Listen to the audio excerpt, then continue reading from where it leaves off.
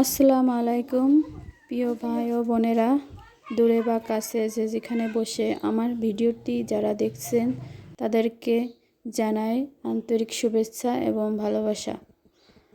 আর নিশ্চয়ই আপনারা সবাই ভালো আছেন। আলহামদুলিল্লাহ, আপনাদের দোয়া এবং ভালোবাসায় আমিও ভালো আছি। আর আজকে সকাল থেকেই ব্লগটা শুরু করেছি। সকালে রান্নাবান্নার আয়োজন চলছে, বাড়িতে মেহমান আসছে।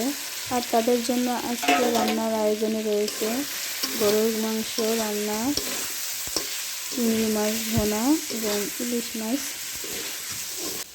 ভোনা। আর এ পাশে বসে রয়েছে আপনাদের ভাইয়া অর্থাৎ আমার হাজব্যান্ড এবং আমার ননদের জামাই। তারা আমাকে সঙ্গ দিচ্ছিল। আমি একা রান্না করছিলাম, বসে বসে গল্প করছিল। আর পাশে একজন বসে গল্প করলে রান্নার সময় খুবই ভালো লাগে, নাহলে একঘেয়েমি লাগে। তারা তাই সঙ্গ দিচ্ছিল বসে বসে।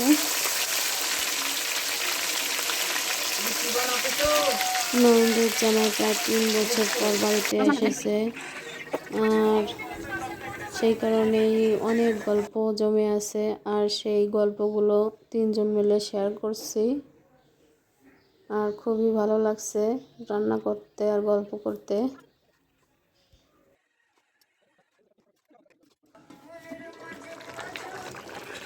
ফাইনালি এই কালারটা হয়েছে।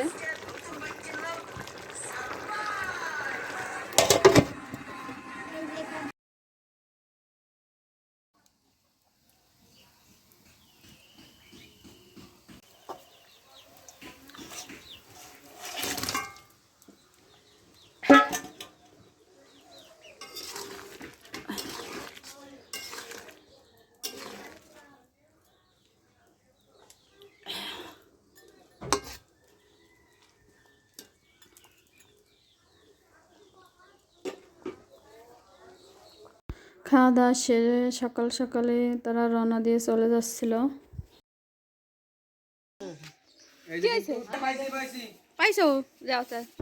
আমি কিছু আমনি ডাটার বীজ সংরক্ষণ করে রেখেছিলাম, আর সেখান থেকে কিছু ডাটার বীজ আমার ননদকে দিয়ে দিচ্ছিলাম। তার ভারবিটের জন্য কিছু টাকা দিয়ে গেছে। আবার আইসে না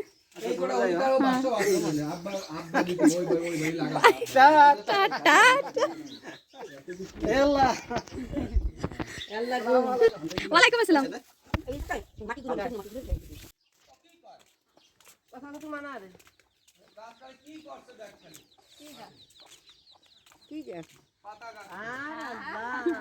আমার ছোট্ট একটা বাগান রয়েছে, আর সেই বাগানের গাছ হাসি নষ্ট করে ফেলেছে। আর সেটা আপনাদের ভাই রাগারাগি করছে, কিন্তু কি করার উপায়, হাঁসগুলো মাঝে মাঝে আটকাই দিতে হয়, কারণ জমিতে এখন পাথর বীজ দেওয়া হচ্ছে, সেজন্যই আটকাতে হয়।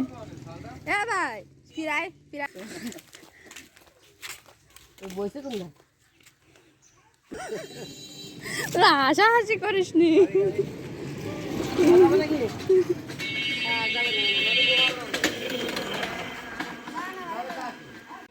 তাদেরকে গাড়িতে উঠিয়ে দিয়ে ঘরে চলে আসলাম। আর ঘরেতে এসে খুব খারাপ লাগছে, মানুষজন নেই, ফাঁকা ফাঁকা। আর আপনারা সবাই ভালো থাকবেন, সুস্থ থাকবেন। আল্লাহ হাফেজ।